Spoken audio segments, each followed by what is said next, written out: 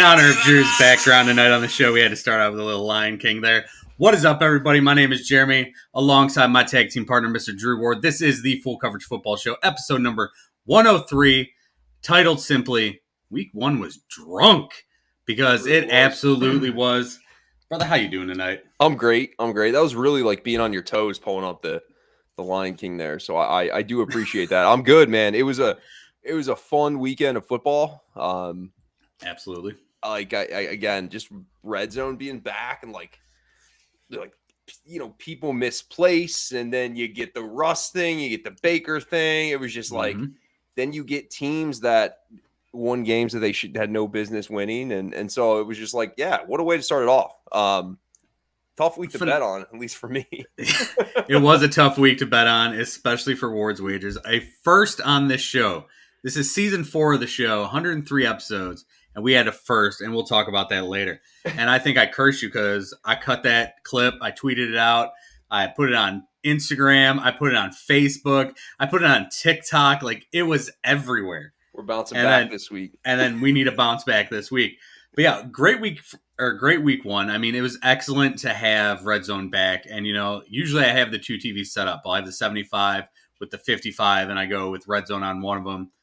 This year, I just threw Red Zone on the laptop and kept it simple. But we'll see how that works going forward. But yeah, I had to watch the Browns game on the Giant TV since I was out of my house, and then on like the 40-inch TV, I had to watch Red Zone. However, I think it's okay. Props for us, bud. Yeah, it's okay to do, but I do say that you always want to listen to this volume of Red Zone, even while you're watching the game, because you know when shit's happening, and it's just fun. So you can do it both ways. I prefer the Red Zone on the main TV, and then, the specific game you're watching off to the side. And this just shows how much we love football, where we're sitting here starting our show just talking about what's the best way to do it. Do I have it on the 100-inch TV or do I have it on the 40? Do we go with the laptop? We go with the phone? No, we don't go with the phone. It's too damn small. Come on. Anyway, let's get started with last week's game of the week. Bills-Rams, first game of the NFL season. And these two teams, totally opposite ends of the coin here, or opposite sides of the coin. I guess it could be opposite ends of the coin, but that's not really the saying. And by the way, for those of you who don't know, those are zebras behind her, not horses like I thought at first. That's why we started with the Lion King. So Bills win 31-10, and it was 10-10 at half. And basically the Bills kept shooting themselves in the foot with turnovers and stuff. But the Rams, give them credit, they stayed in. And you thought, okay, we got a 10-10 game going in a half. Maybe the Rams make some adjustments. Maybe McVay goes in and does some things and turns it around, because up to this point, McVay had never been under 500 in his entire career. And that's a long-ass time for a head coach to say that, and crazy to even think about. So they go into halftime, and I don't know where I disappeared here. That was weird. I'm even more weird. I like you can talk like your little icon. Yeah, I don't know what's going on, why my head disappeared there. Let's see if I can get back. Hey, look, there I am. But, God, this show is just fantastic sometimes. It was weird. Anyway. Like, it just disappeared into like a ball, a talking ball. I didn't know what the fuck happened, man. I know. I looked, and I'm like, why does it say I don't have a background? I got a background here. I'm just going to hang out in someone's house for right now. Yeah, I've used that one before. It's a good one. Yeah, it's a good one. I mean, I like the piano. I learned to play every now and then. I can play Silent Night and a few other things. Anyway, back to Bills-Rams. It's good. Bills-Rams, it's 10-10 at half. And I don't know about you, but were you thinking, okay, this is going to be a pretty good game in the second half, or were you just expecting the Bills to roll? Well, so it's hard. Like, I think if you're the Rams going into half, they had to be beyond ecstatic because they were completely outgained the entire first half. And really, the Bills' turnovers, the one Josh Allen pick was silly. Like, I don't even know how – it wasn't his fault at all. They fumbled the football. It felt like Matt Stafford was never right the entire game. I mean, outside of, Cooper Kupp just being awesome. I just feel like he wasn't crisp the entire game. So I did have the feeling that the Bills were going to win. But, man, you would think that coming out and scoring 0 points in the second half and giving up 3 touchdowns was not what I expected out of the Rams. And Jalen Ramsey got cooked. And Josh Allen went out of his way to throw at Jalen Ramsey all night, and they just couldn't stop it. Listen, I talked about Stephon Diggs maybe, not having the same kind of game that he had previous years in this offense because, McKenzie's there, Gabe Davis, Dawson Knox. Say that about Steph Diggs. And Steph Diggs goes out and says, "Man, screw you, fat boy. I'm going to kill it." 8 catches, 122 yards, and a touchdown. Absolutely torching, like you said, Jalen Ramsey is supposed to be all world at Mr. Everything. But when we've seen him of late, including the playoffs up into the Super Bowl, he has been getting torched since the end of last season through the playoffs and now into game one of this season. But for Allen, he was 26 to 31, damn near perfect throwing the ball. The one interception, not his fault. The other one, we'll see. 3 touchdowns, 297 yards. Diggs, 8, 122, and 1. But for Buffalo, it wasn't even the offense looked damn good. Don't get me wrong. And they were running the ball with a mix of players, and they couldn't keep the ball. They They were doing fumbled whatever multiple they times. wanted. But the defense, man, we talked about it here last week. We said if Buffalo's going to dominate this game, because we knew outside they were not strong, and Kaiir Elam didn't even start your first round pick. The 6th rounder started, but we knew they weren't strong outside. So we saw and we said, you need to get a rush with your 4-man front. And they did that. And they were rotating bodies out. Von Miller was dominant. Gregory Rousseau. I mean, this team looked unbelievable on both sides of the football. And that defensive line, man, they just ate up Matt Stafford. You said it, Matty didn't look good. No, and he got hit a bunch. And he got hit a bunch for a guy that's going through an injury. And that's even sacked. He was getting lit up out there. And so it's like, to your point, you can't have a franchise quarterback just win a Super Bowl out there just getting killed, especially when he's already kind of dinged up heading into the year. So it's like, that's not great. The whole usage of Cam Akers was weird. I know he kind of gave up 2 sacks on his own, but yeah, they just didn't look very good. They couldn't do anything except give the ball to Cooper Kupp, and Cooper Kupp still just amazes how he gets open and how it's just surgical he is offensively. It was like Cooper Kupp and then a guy I think that Matt Stafford thought was Cooper Kupp downfield, and Ben Skoranek making all the plays, and Allen Robinson, who we're like, oh, give Allen Robinson a quarterback and he'll start doing something. And then Allen Robinson was MIA the entire game. What do you have, 1 or 2 catches? There was nothing going on for Allen Robinson. I'm gonna pump the brakes on that one though, because I mean, it's one game, new team, so I'm not gonna kill him. But yeah, that offense needs to improve in a hurry. And who do they have this week? Let me pull it up, because they kind of. So where are we? I mean, it's not going to be easy for them going forward. They've got a tough division where Seattle showed they can play, and we'll talk more about them later. They're playing Arizona. That's a formidable opponent. Are they? On the road? I don't know. Arizona got destroyed. We'll talk more about that. I mean, that wasn't even what they were thinking. I have no idea. We'll talk more about them coming up. But in this game, you said it, Cam Akers did nothing. 3 carries, 0 yards, and everyone's high on him going into fantasy season. All offseason, Sean McVay saying, I feel like I got 2 starting running backs. One was Darrell Henderson. Who the hell's the other guy? Because it sure didn't look like it was going to be Cam Akers. They got the Dolphins, by the way. That's a mistake by me. Way different. I mean, a little bit. So I apologize. Just looking ahead. But no, you're right. I mean, they have issues. And it's just like, I don't know. Again, it's one game. I don't want to overreact to the one game. But and the Bills are really good. But, man, that's tough to raise the banners in your home when it's filled with more Bills fans than Rams fans. And then just to just kind of get your ass beat in the first game of the year, it's rough. Thank you for bringing that up, because we'll talk about the Chargers here later on. But Chargers basically playing, they have to go silent count basically in their own end zone at home.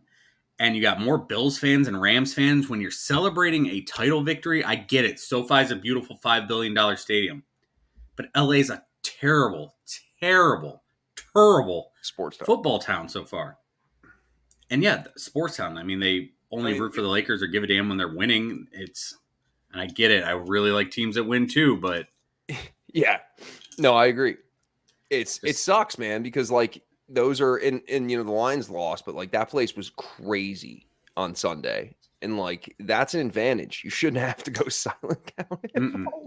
No. Just like you're playing 17 road games essentially. That's how I feel. You just sleep in your own bed. The Rams at least get some fans. I feel like the Chargers have nobody. And yes, they started against the Raiders, but I mean, on to that. So going forward, Rams so fun though. What a fun team to root They are for. so fun, and we get them tomorrow night. That's our game of the week. We will talk more about that later.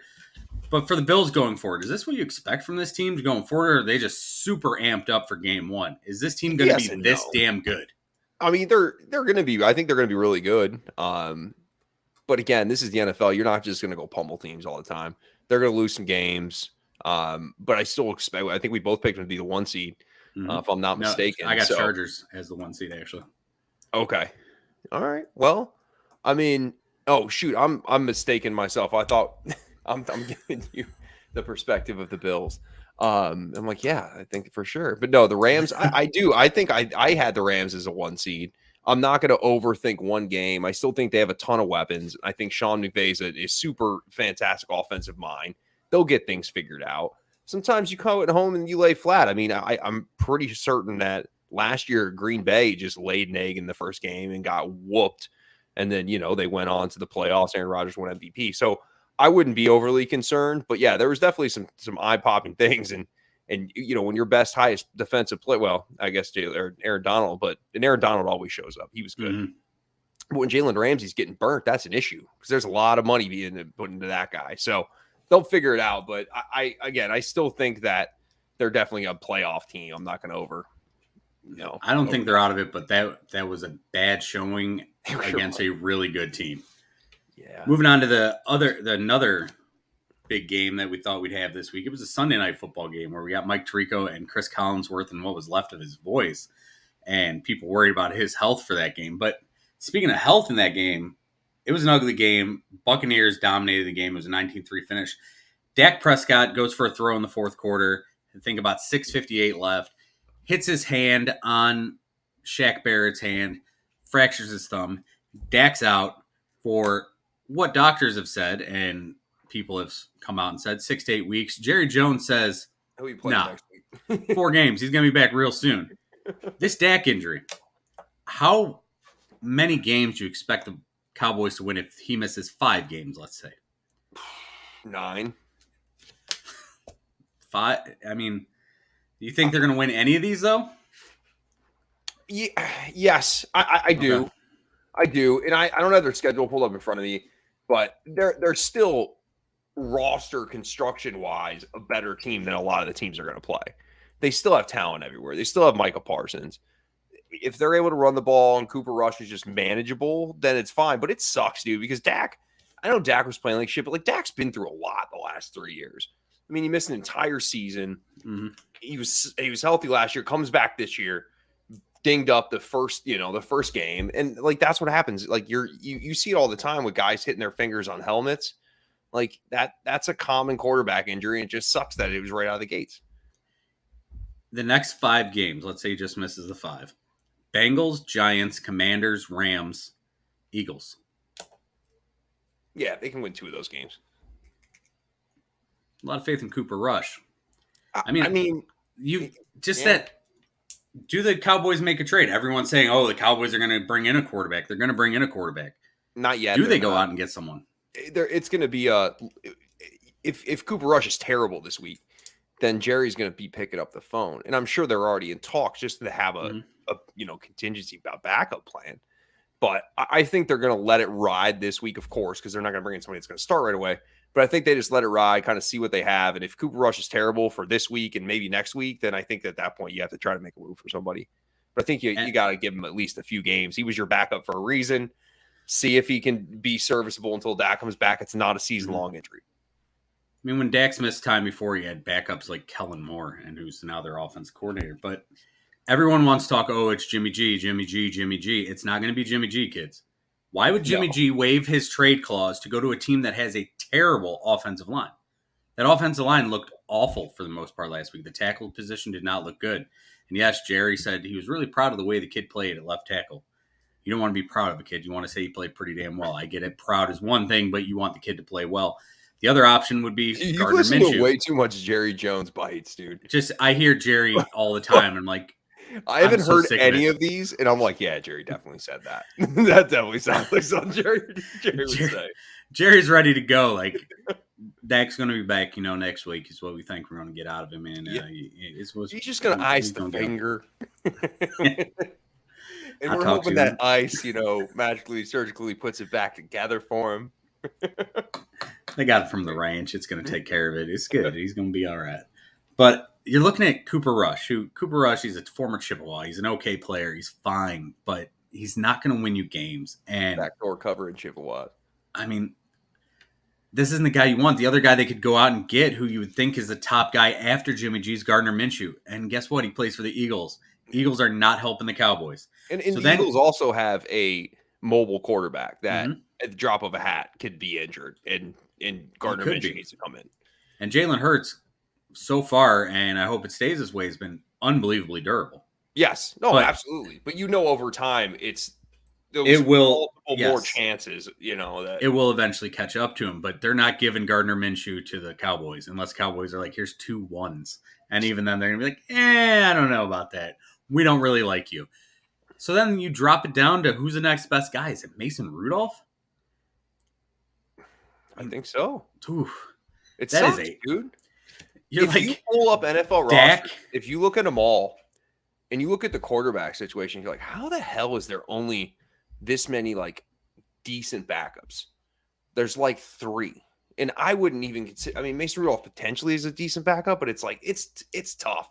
There's not a whole lot of guys. No. And you know what? More than likely, there's going to be a game that you need in a season where you need a backup, or something's going to happen for a certain amount of plays where you need a backup to come in.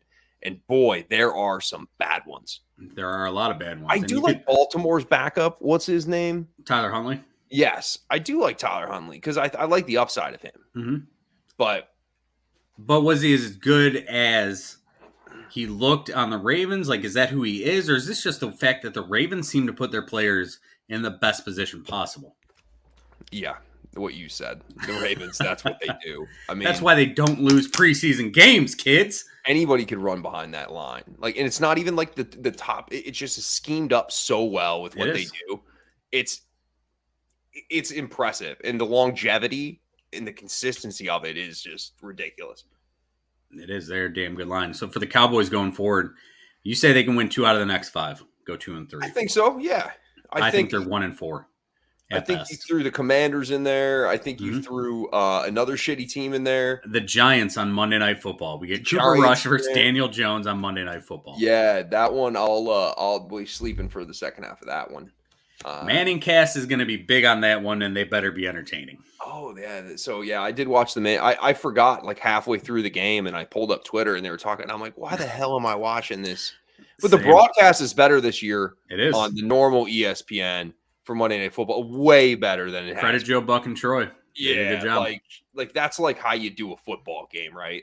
Last year it was. I mean, really the last 3 or 4 years, ESPN has butchered Monday Night Football. Hey, we get 2 Monday Night Football games coming up, and we get the Dan Orlovsky debut in the booth this week. So it'll be Louis Riddick, Dan Orlovsky, and Steve Levy doing the first game. I don't remember what's first. We'll talk about it later. But for the Cowboys, I think they're 1-4, which we'll try to slowly creep back to the Cowboys here. Listen, Cowboys' best weapon right now, as far as the passing game for me, is Dalton Schultz. I told you that earlier this week. CeeDee Lamb is not that dude. And I don't want to say it's official, but it's starting to lean that way. We keep making excuses for why he hasn't blown up really. But this kid moved 36 times outside, 31 in the slot, 11 targets, 2 catches. He just looked like he was running piss-ass routes, not playing well. CeeDee Lamb, is he going to be that dude, or do we need to maybe start thinking he's not that dude like I think? You're slightly overreacting. Okay. Slightly. Fair. I mean, Fair. Again, it's one game. Tampa Bay, listen, they schemed up great. It was a great game plan. I still think CeeDee Lamb's good. If you're thinking he's top 5 good, I don't think that's going to happen. Is he a true number 1? Yes. Okay. Yes. But 2 catches on 11 targets, not ideal. No. Really hurting my talking points here, CD. I mean, I can't really say much. All I can say is I have before, just 1 week. When he gets the ball in his hands, there may not be a better receiver with the ball in his hands. And that includes Deebo Samuel, who's amazing. When CD gets the ball in his hands, he is amazing after the catch. Problem is, he's not getting the ball in his hands. Yeah. But we'll see going forward. And hey, Kellen Moore, you had a angry looking Zeke on Sunday night, and you're like, okay, here's a few carries. Now we're gonna get rid of you. You're gonna bring in Tony Pollard. Okay, Pollard did okay, but then you want to get cute. Stick with the run because Yeah, Zeke up the was fine. middle, Zeke up was the fine. middle, your offensive line looks good. Outside your tackles, you're not helping your quarterback. That Tyron Smith injury, man. Kills them, and they're gonna bring in Jason Jason Peters. Peters. He's Yeah, but 40 Jason years Peters old. He's gonna play is left old. guard. But Jason Peters can still fucking play. Though. He I can. guarantee you. I think he'll always be able to play. That boy Dude, he's different. His structure is just like a. He's yeah. He could play till Brady's age, 40, whatever the hell he is. Yeah, that's a big boy, and that's good from them for bringing him in. And the Rams should be calling Andrew Whitworth like yesterday. Like, hey, bro, I know that the cool video of you and your family and shit at Super Bowl, that was awesome. Need you to come back. Need you to come back. Joseph Noteboom, not off to a great start. Yeah, this guy sucks. So we're gonna need you to come back. Just if you can go ahead and let your family know and be at practice in an hour, that'd be great. That's what I would do. We'll give you 20 minutes or send in a helicopter. Send it, land it at SoFi. Moving on, revenge games. But, they say revenge is a dish best served cold or whatever. But this was cold, dished out revenge games for Baker, Russ, and Flacco. And no one got revenge here. None of these guys. 3 guys. Nobody won. We'll start with Joe Flacco. 37 of 59. And that's all I'm going to say. 59 throws for Joe Flacco. If Joe Flacco's thrown 59 times, you're not getting a W here. Ever. Not once. I mean, 309 yards, 1 touchdown, but a 24-9 loss. And what are they doing? Like they ran the ball 17 times, 10 with Michael Carter, 6 with Michael Breece Hall. Carter was productive. He was. And so was Breece Hall in both the passing and running game. It doesn't. Joe Flacco thrown 59 times. 59 times for Joe Flacco at the age of 59. 15 years ago, it would have been absurd. Mm-hmm. Maybe 10 years ago. His coaches at Delaware didn't let him throw 59 times in a season. Yeah, that's just bad coaching.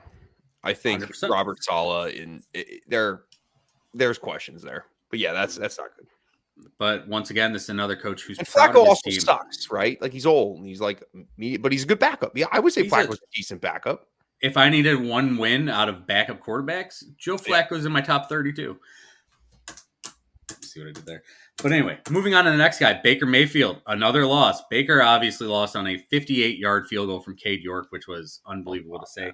26-24. His numbers, 16-27, 235, 1 pick, 1 touchdown. Baker Mayfield basically is the dude that we thought he was going forward. Let me ask you this real quick. What did you think about that personal foul at the end of the fourth quarter? It's nice to see a call go the Browns' way. It seemed like a pretty bad call, though, didn't it? Bro, you watched that in slow motion, and that looked like Wyatt Teller's hand hitting Jacoby Brissett. I mean, I don't know. And that wasn't even the worst missed call on that drive, okay? No, listen, dude. It's about time our teams get some calls. I'm with you 100%. I'm happy that I'm not gonna. I'm rooting for the Browns, but I was rooting for the Panthers on Sunday just because I like Baker. But listen, that's the first time you've won a home opener since what? 2004? 04. Same year the Pistons won their last championship. Mm-hmm. So I know how long that was. Oh, what a glorious year it was for us. Yeah, really, a wonderful year for our teams. Yeah, man, it sucked. Baker Mayfield sucked. His stats actually look better than it was. He had one passing play of 70 yards? 75 yards to Robbie Anderson on busted coverage. But yeah, my thing, and man, lots of people telling me, oh, Baker got a bad deal with the Browns. Baker got a bad deal with the Browns, and I've stuck with it all the time. Like, Baker was his own worst enemy for the most part. And for Baker to practice against that defense for 2 years, the Browns, if you watch that game, they didn't do anything different than they've done the past 2 years. And that's why you had blown coverage and some real boneheaded shit. Baker Mayfield practiced against that defense for 2 years. He played against that defense when Joe Woods was with the 49ers, and that defense destroyed Baker when he was with the 49ers, and that 49ers defense was incredible. But they destroyed Baker in the game where Joey Bosa went to midfield and pretended to plant the flag to get back at Baker. And if you're Baker Mayfield or you're any quarterback in the NFL, when a defensive coordinator comes in and was on a team that destroyed you, don't you think you go to that guy and you're like, hey, I played like shit against y'all. What did you do to stop me? Right. What did you do to make me look terrible? Or you go against them every day in practice. What am I doing here that you guys are keying on to make me look bad in practice? And we're talking practice. Practice. And then he goes out in this game, and yes, 16 of 27, but you take away that 75-yard blown coverage, and let's say he's 15 of 26, there's no touchdowns, and he throws for 160 yards. Baker is this guy. This is who Baker is. He's going to make those throws. And I'm not taking away credit on that throw because he made that throw. And that was a dime to Robbie Anderson. He hit him in stride, got him moving into the end zone, made sure no one caught up with him. Baker is an average to above average quarterback at this point. And for people who want to say why the Browns bring in a alleged sex offender, whatever we're going to call Deshaun Watson at this point, allegedly and all that crap, dude's creepy. We know that. This is why they did. I'm so happy that we haven't talked about Deshaun Watson. It's been great.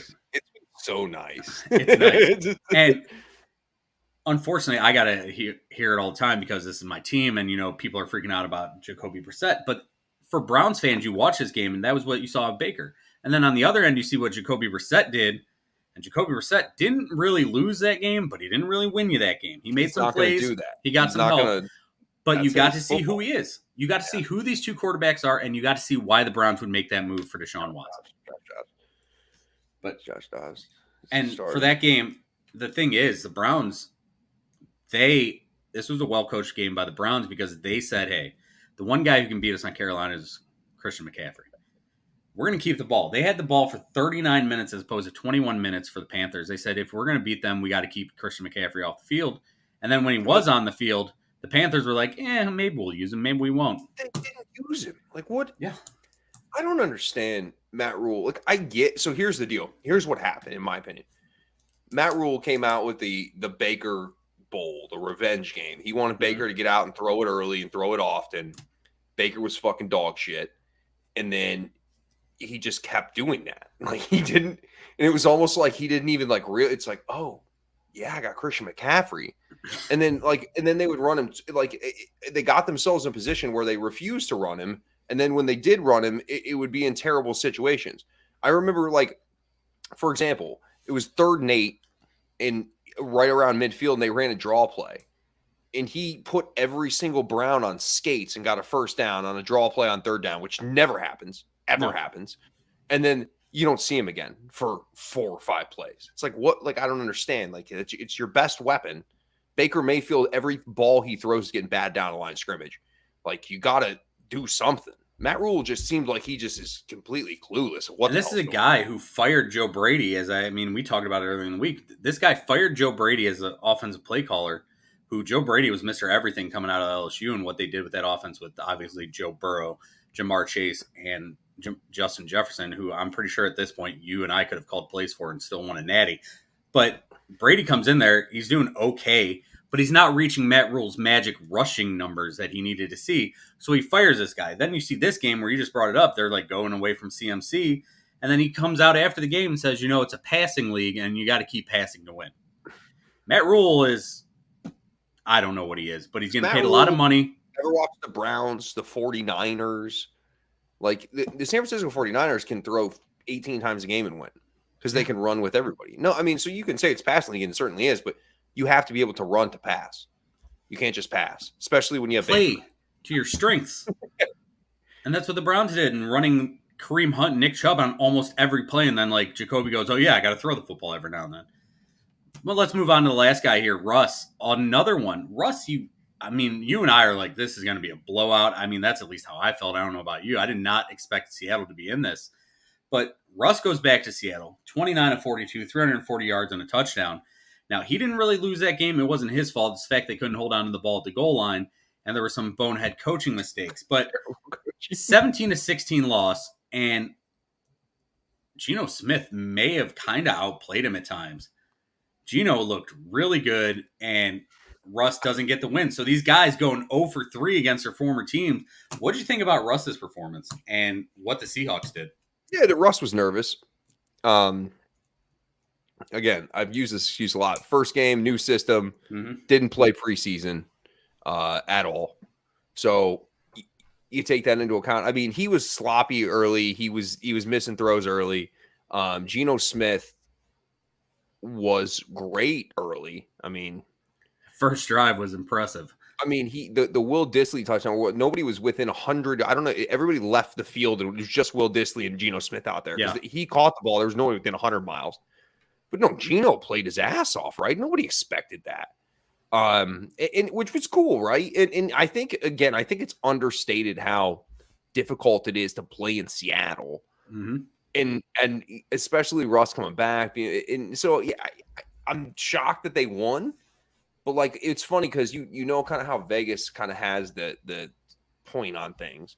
Like I was seeing like going in that game, like all the sharp money was on the Seahawks, and I'm like, what are you talking about, the Seahawks? And then they get out early and they play well, and then it's basically a catch up for the Broncos, Mm-hmm. and it's going to take time, I think, for them offensively, and the offensive line just isn't any good either. No. So they ran the ball decently. Javonte Williams needed more touches, but again, 42 throws in the game you lost by one. I think that the running game could have been leaned on a little bit more. And I understand, you want to use Melvin Gordon, you're paying the guy, but Javonte Williams is your bell cow back. He's better than Melvin Gordon at this time. There are a lot of times where you don't need to put Melvin Gordon and keep giving the ball to Javonte. And hey, when you're going into a game against the 12s, especially with Russ starting, use a silent count. Don't try to use a cadence where that was the biggest bonehead move of that for me. Yeah, But no, I agree with that. Nathaniel Hackett, though, just what hey, he did down the stretch, like they don't call timeout. mm-hmm. They refuse to call timeout. Then when they finally call timeout, they decide to kick a fucking 64-yarder. And it's like, okay. It just that entire last drive was botched. And McManus had two chances at it because he got that. They called the timeout to ice him, and he got to kick it. I thought, McManus got the leg for 64, but especially at even though it's not mile high. I mean, it's the weather was decent, and again, he does have a 64 leg, but man, when you have Russ in that situation, you just roll that dice. You don't even play the kicking game, especially after some of the kicking we saw in like the Cincinnati and Pittsburgh game. What a crazy game that was. Yeah, like it would, like nothing was guaranteed on that drunk Sunday that was September 11th. So yeah, it sucks, man, but again, the Seahawks, good for them. They get 17, 13 and a half, and they just give up 3 points. It's impressive. 100% impressive move by them, and we'll see how they go going forward. Another team you really want to question the hell out of. A 20-7 loser in Miami at Hard Rock Stadium. The New England Patriots, led by the hoodie Bill Belichick. What the fuck are you doing, Billy? That offense, listen. We keep saying listen because that's what you're probably doing if you're watching this show or listening to it. But listen. Damn it. It's going to be in my head all night. But for the New England Patriots, you have a second-year quarterback in Mac Jones, and we talked about it all offseason. You're going to let Joe Judge and Matt Patricia run your offense. If the NFL, or if even in high college football, if being an offense coordinator was as easy as calling plays, that's all you had to do, anyone could do it. But there's a reason Nick Saban, the GOAT of college football, brings in a new, for the most part, because they always get jobs, offense coordinator every year who's pretty damn good at it. Because this guy's, his bones, he made his living basically on defense, building defenses. This is what Bill Belichick did. But he's like, you know what, we're going to do this, and we're just going to go. He's going to mumble some shit and then say, hey, Matt Patricia, you're going to run my offense. Now, for this offense, first off, the fact that Matt Patricia is running it, absolute joke. You have a second-year quarterback here who showed promise last year. He wasn't amazing by any chance, but he showed a lot of promise last year. So your offense comes out, 271 yards total, 193 through the air, 78 on the ground. 2 fumbles and a pick. So when you're in the NFL, your first, 15 plays or so are scripted. So you kind of know what you're doing going forward, right? In the first 9 plays, they ran the same play 3 times. In the first 9 plays. A proven NFL offense coordinator, a guy who's been on that side of the ball, knows you have to switch that up. Now, their numbers, 271 yards, solid, okay. They look good on the inside zone. They did a lot of crack toss, which maybe Patricia picked up in Detroit. Ooh, that was not a nice joke there for Detroit.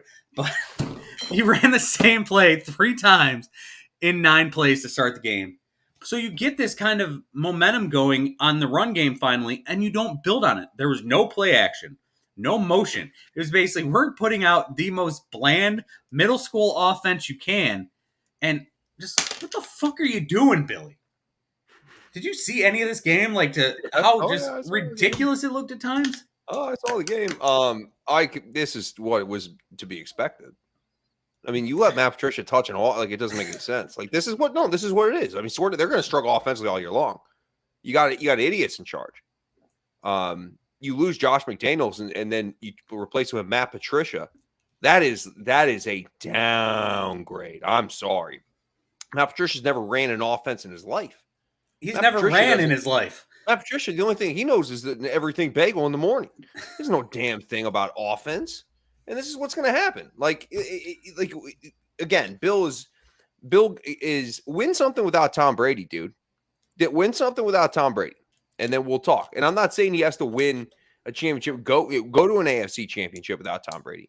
Right now, where your roster is, and you decided to have no weapons at all. You just decide I'm going to pull out the most bumfuck offense that I could possibly be. And you know what, Mac Jones, you go ahead and throw over there to whoever the hell they traded N'Keal Harry. I don't even know who they had. Jacoby Myers. You throw 14 times over there to Jacoby Myers. There's nobody on the team. The running backs are fine. I'm okay with them, but they give the guy no weapons. They've set him up for failure. And that's what's going to happen. And then you give him the worst coach in the league that knows shit about offense. And that's the guy he talks to. Matt Patricia, sit up straight. He'll be like, "Hey, Max, sit up straight. Let me show you this Microsoft Cloud or whatever the hell is Surface." It's like, you look at your drop here. Look at your drop. It's like you don't know anything about that. Like, why are you talking to me? Like, it's going to be a disaster. And really, the loser in this is Mac Jones.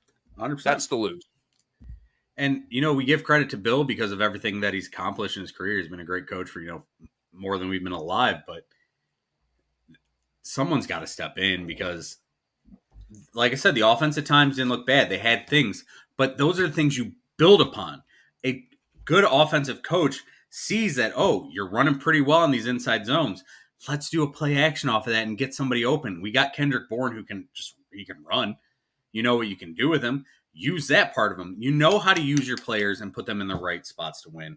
But enough about that. Any other week one NFL thoughts you want to talk about? We got Carson Wentz, who threw for 4 touchdowns. The Colts doing exactly what I hope they wouldn't do and just shit in the bed. Rodgers whining his ass off, pouting on the bench. Falcons falling apart again. Minka, TJ Watt being insane for the Steelers defense and just destroying the Bengals. And that game getting drunk with the kicks like you mentioned earlier. Any of that you want to talk about?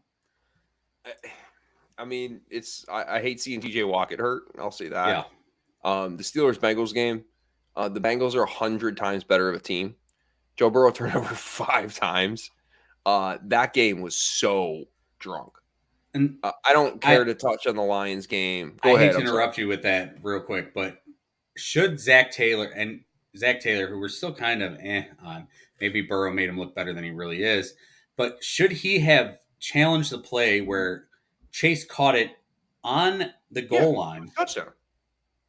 But he uses the excuse at the end of the game, that's our worst view from where we're at.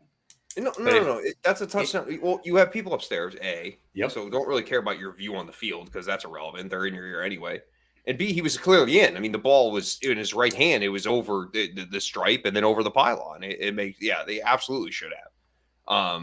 But that game was just completely drunk is what it was. I mean, 100%. Joe Burrow was just rusty. It was rust, man. Like, he hasn't played. So, again, a lot of this week one shit that people are going to overreact to and bet that way come week 2, I just don't get it because I think that, like, it's more towards the other side than this side, right? Like, in these crazy games. The only game I want to bring up, I don't really want to talk about the Lions. DeAndre Swift's an absolute monster. Beast. But the Bears and Niners game, and I don't really care about the game itself. The field conditions in Chicago are embarrassing. The punter getting penalized for unsportsmanlike conduct for bringing the towel out on the field. But you know what it set up? And this game was a mess. It was sloppy. But to see that celebration at the end with Justin field sliding like a damn sea lion, going for his treat at SeaWorld across the field. That made it fun. But yeah, what a swamp that was. Yeah, this brand new turf, right? And it's funny because, and the reason I know like a lot because the USGA, which is the United States Golf Association, they're the ones that like got planted the turf and all that stuff, and they were like, "No, we got this new turf here and shit." And then they go to like Scott Hayes, like, "Let's cut to Chicago where the field is absolute shit," and it's just like man, if somebody's gonna blow their knee out, and somebody actually did. I off the top of my head, I can't remember, but yeah, Trey Lance looked terrible. But again, miserable game, pouring down rain the entire time, crappy field. Don't take a lot into it. Bears stink. Bears roster is pretty bad, but hey, they pulled out that dub. Props to them. Dub. Yeah, whatever. But going back, I'm a Browns fan. I want the Browns to win. Browns host the Steelers week 3. Listen, TJ Watt being out helps the Browns, but man, you suck to see it because TJ Watt is one of the best players in the NFL, good. And you hate to see it. But Minkah Fitzpatrick played out of his damn mind in that game. To block that extra point, just unbelievable.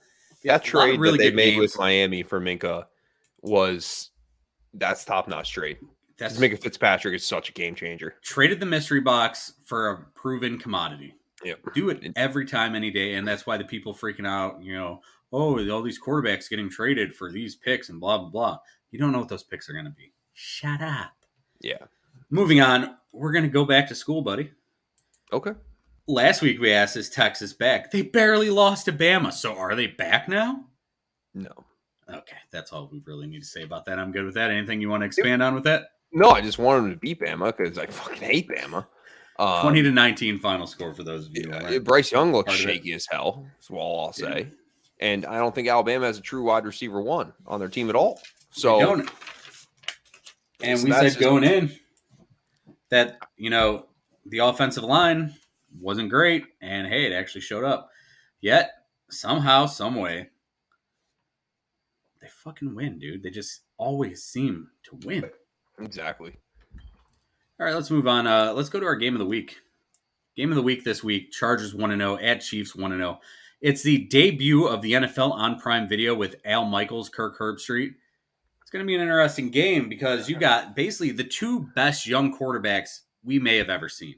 When you look at these guys, out of players in their first NFL seasons, minimum 1,000 passing attempts, the two players in NFL history with the most passing yards per game, Patrick Mahomes at 302, Justin Herbert at 291. Shows you how good Pat Mahomes really is. The players with the most games with at least 300 passing yards in their first 6 seasons, Pat Mahomes leads that, and Herbert will probably meet him at some point. The players with the most games with at least 3 touchdown passes in their first 3 seasons, Pat Mahomes 15, Justin Herbert 14. Dan Marino still leads that one at 18.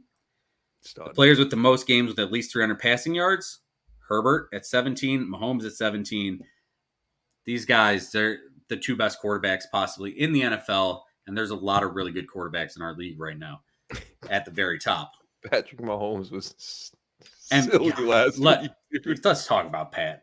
30 of 39, 360, 5 touchdowns. And Arizona, who I always question Cliff, they decided to keep blitzing this man. And he was just like, nah. Pat Mahomes looked like a different animal, and everyone was worried about what would they be without Tyreek Hill. And yes, this is still week 1. It was drunk. But Pat Mahomes, the way he would sit in that pocket, the way he used his base, he looked like everything he needed to do last year to get better. He worked his ass off this offseason to do.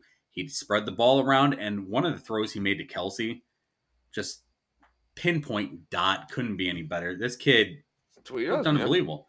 Kelsey caught a touchdown. It was 2 touchdowns for Clyde Edwards-Helaire. Hardman, I think Joey Fortson caught the 5th one, if I remember correctly. Everybody got their hands on one. Everybody got their hands in on it. And nobody cares. They're just out there having fun and winning. And this team didn't have their kicker for most of the game. And a safety steps in, and Justin Reed, and is kicking it through the uprights. I roster Butker on a couple of fantasy. I'm like, oh, shit. How's my kicker get hurt? Yeah, the impressive thing was making an extra point. Yeah. We see dudes who that's all they do. Yeah, it's true. I know we talked crazy rosters, and this is going to get off topic here, but I was thinking about this, watching that. We've talked crazy rosters before because we had our boy, Daniel Kelly, the the former NFL scout. We had him on. He said he would never keep a punter on his roster. My question is, why are we not trying to get dudes to be multi-faceted, like a safety who can also be your kicker? So that way, when you're kicking off, you got another guy who you know can tackle. Why are we not looking at more guys like a Justin Reed doing that full time? I don't know. We'll see. But let's get into Chargers Chiefs. I don't know. I went a little That's not off even on a that thing, one. bro. I know, but You're it asking could me be. if no, it Just- can't, because how many people do you think do both things? It's a very limited thing. But why are we Okay. not training guys to do that? Why are we Like, not? We always Why are want to we have that guy who training can do a little bit of quarterbacks to everything. throw right and left-handed. Like, why aren't we doing Exactly. this? I You don't need know, an dude. I don't know ambidextrous why we're quarterback. I don't Which know why way is we're he not throwing doing that. this time? Something like that. But game of the week, Chargers Chiefs. Drew, this is at Arrowhead. Is that? Can we still call it Arrowhead? I forgot they changed the name of this. You can call it whatever the hell you want. What is it now? It's It I is don't know. now Arrowhead Stadium, GEHA Field at There you go. Arrowhead Stadium. Yes, Gaha Field at Arrowhead Stadium. Yeah, This is an 8:15 kickoff Thursday night football. Back-to-back weeks, as you mentioned earlier, Drew. Back-to-back weeks, the Thursday night game is our best game. won't last long. No Keenan Allen this week for the Chargers. It's a road game, just like last week was their home road game against the Raiders. Justin Herbert looked sick. He did. Pat Mahomes looked sick. He did. Who wins this one? I'll take the Chiefs here.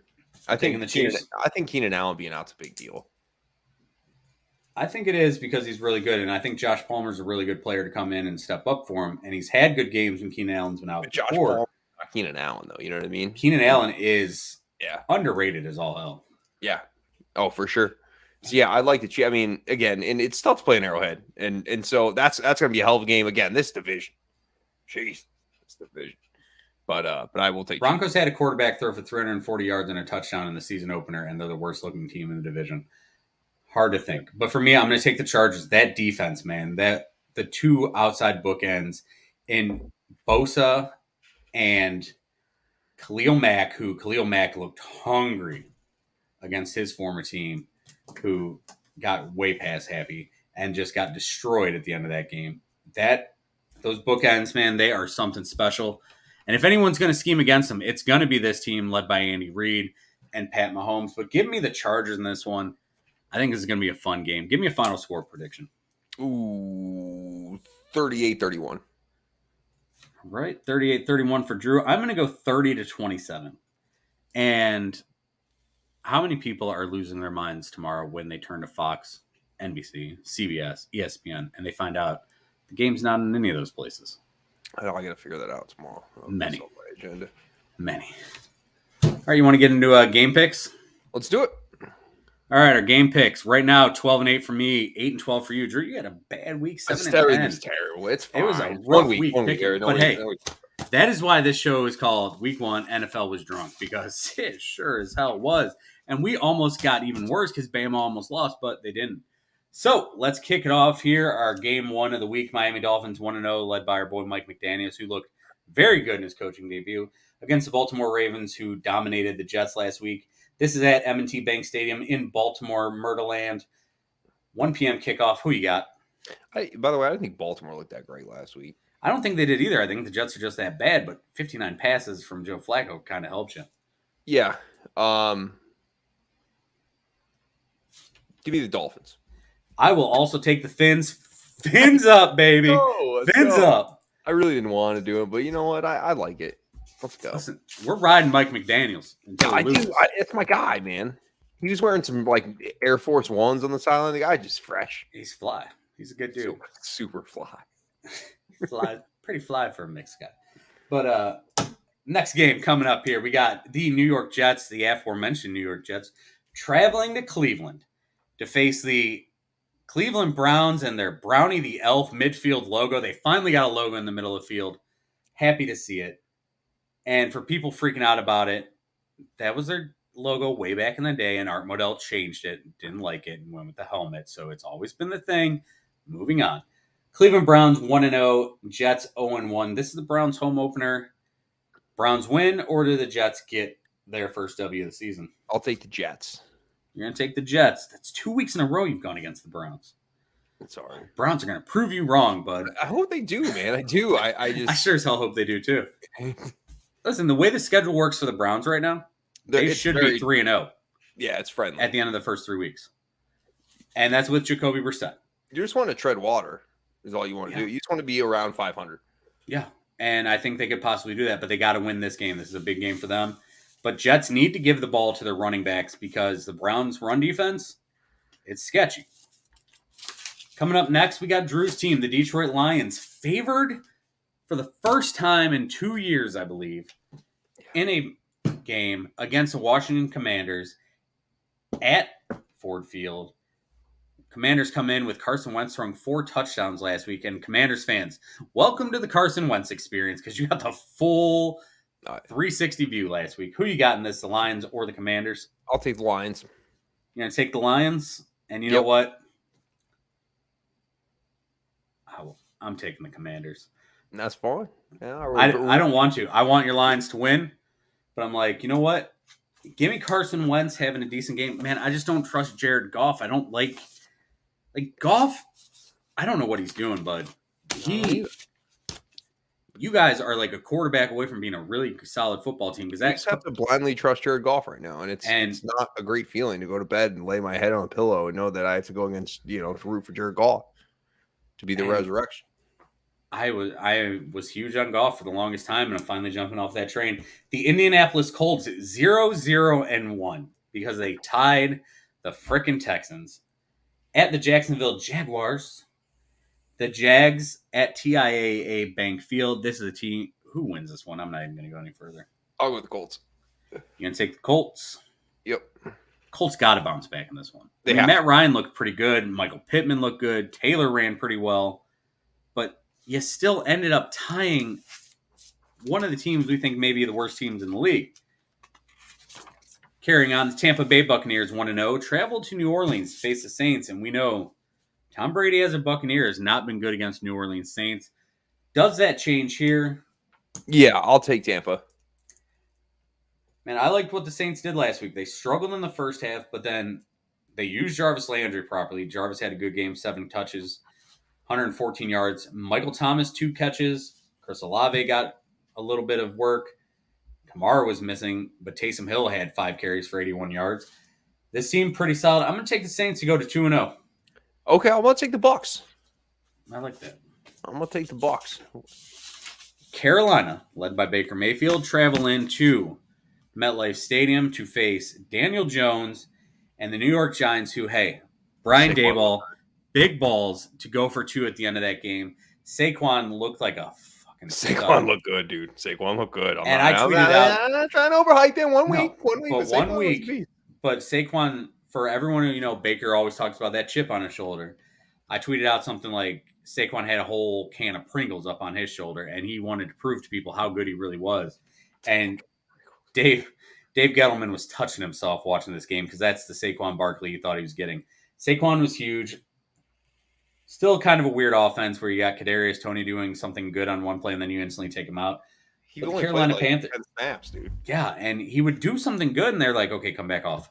Yeah, because he's their most explosive offensive player. Weird. Kenny Golladay is just like a big contract can. Yeah, just like a trash can out there. Daniel Jones is a dumpster. Yeah, you got a dumpster, a trash can with a big contract. They did. And credit to Daboll for going for it. Anyway, give me Baker. Give you Baker? Roll with Baker again. What could go wrong? I will also take Baker. Let's go Baker. Listen, I root for Baker. I like the kid, but hey, dude, you got to start taking the blame eventually. And give the goddamn ball to CMC. All right, moving on to this game. It's Mitch Trubisky and the Pittsburgh Steelers. Yep, eating them up. At Acrisure Stadium. It's no longer the big ketchup bottle. It is Acrisure Stadium. It's dumb. And it's not good. The referee for this one is Land Clark, which doesn't sound real. Anyway, it's what the fuck you doing, Billy? And the New England Patriots traveling to Acrisure to face his name's Land? Land Clark. I saw this because when I turned and looked at my paper, I thought it said Land Shark. I would be sick. Yeah, give me the Steelers all day long. Steelers without TJ Watt, with a banged up Najee Harris. No matter. Matt Patricia's running that offense. Give me the Steelers. I do not want to take the Steelers in this. I really don't. But what the fuck you doing, Billy? This is a tie for me. It's just, Matt you know Patricia's a what? disease, dude. I A just disease. just because like this game, you know, in the Batman movie where Bane walks and blows up Heinz Field and it falls in. That's what should happen during this game. Hopefully, no one gets hurt. But the game just—I don't even know. Atlanta Falcons at Los Angeles Rams. I'm taking the Patriots, by the way. This is our first 4 o'clock game. The Falcons travel to SoFi to face the Rams. Rams get back on track. Yes. How many tutties for Matty Stafford? 3. I will say 2. We'll put that down in our notes. I just wrote 2 and 3. We'll figure it out next week what it means. Yeah, I'm sure we'll remember what that means. The Seattle Seahawks travel to San Francisco to face the Trey Lance-led Elijah Mitchell-less San Francisco 49ers. Elijah Mitchell's the one that blew his knee out. Yep. That's the guy I was thinking about earlier. Give me the 49ers. Niners at Levi. I will also take the Niners. And there's news, with this. We talked about this is a veteran team. Jimmy G still on the roster. How many games do they really give Trey Lance for hey, we could win games with Jimmy G? But allegedly, before they re-signed Jimmy G, the front office led by, Kyle Shanahan and John Lynch did go in and talk to a lot of the veteran leaders and say, listen, we need you to know that you have Trey's back. Do you have Trey's back going forward? And they all said yes, which is why Jimmy G came back. Do these veteran players stick to that? Or if they start out 0-4, 0-5, do they say, give us Jimmy G? Oh, yeah. When we get around the trade deadline at week 8, even week 6, if they're 0-5, 0-6, yeah, there's definitely going to be some murmuring around there. But I think overall, you got to roll with Trey Lance. That was your game plan. It's been, again, one game in the shittiest atmosphere. I think Trey Lance can be good. He did some decent things, and we'll see. I'm with you on that. Cincinnati Bengals 0-1 travel to AT&T, the Jerry Dome, with CBS's big crew of Jim Nantz, Tony Romo, and Tracy Wolfson on the call to face the Dallas Cowboys, led by Cooper Rush. Who you taking? Give me the Bengals. If the Bengals blow this game, that's big. I don't even know what to say. And yeah, Micah Parsons is a stud, 100%. Trayvon Diggs did get burnt for another touchdown, but take Trayvon Diggs all day. Houston Texans 0-1 at Denver Broncos. You got the Broncos. I will also take the Broncos. This is a 4:25 start as well. Russ gets his first win at Mile High at Empower Field. Jerry Jeudy looked good last week. He did. Had a big play. Yeah, a handful of catches. This is going to be a good game. Arizona Cardinals 0-1 at the Vegas Raiders 0-1, and the Raiders who love to force feed that ball to Devontae. 17 targets for Devontae last week. Love it. I'll take the Raiders. Taking the Raiders? Yep. This is a Clete Blakeman refereed game. I will also take the Raiders and sending Cliff Kingsbury and Kyler Murray's little elf-looking ass to 0-2. Chicago Bears 1-0. If you would have had the Bears being ahead of the Packers in the division standings, this is our Sunday night game. We got Justin Fields and Aaron Rodgers on Sunday night for Mike Tirico and Chris Collinsworth, Melissa Stark. Packers win their home opener at Lambeau. Yes. I do agree. But I would like to see Justin Fields continue his momentum. He was solid. 2 touchdowns. 1 pick, 85.7 rating, 28 rushing yards. He did stay in the pocket a few times and find the open guy, including his 51-yarder to Dante Pettis last week. So you did see some growth there. Plus, they didn't look like a Matt Nagy coach football team. That's true. Coming up next, we got our first Monday Night Football game. This one is on ESPN. This will be the Steve Levy, Dan Orlovsky, Louis Riddick, Laura Rutledge game. 7:15 kickoff at Highmark Stadium. The 0-1 Tennessee Titans will travel to Buffalo to face the Buffalo Bills, who look dominant. What do you think happens here? Give me Buffalo. I will give you Buffalo. You think this is a tight one? Yes. I will say I was impressed with a few players on Tennessee last week, and the fact that we got to see King Henry get lit up. Walloped. Yeah. He got lit up. He did. He sure as hell did. Which was rare to see, but they still blew that game. And they missed a kick at the end, which I feel like the Titans seem to always miss the game-winning kick. Our 8:30 kickoff for our second Monday Night Football game. This one will be on ABC with Troy Aikman and Joy Buck, Joe Buck, Troy Aikman at Lincoln Financial Field. This is the Philadelphia Eagles home opener. They are 1-0 against the Minnesota Vikings, who looked really good last week because it was like, hey, the Packers don't want to cover Justin Jefferson, and breaking news, he's pretty fucking good. He's awesome. They're 1-0, two 1-0 teams. Who comes out of this 2-0, bud? I'll take Minnesota.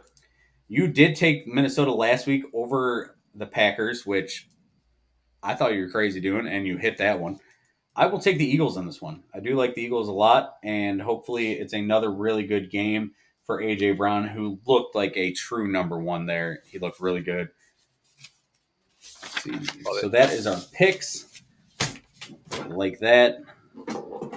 Clear those out. And, of course, as always, the way we finish this show every single week, it's Ward Wagers time.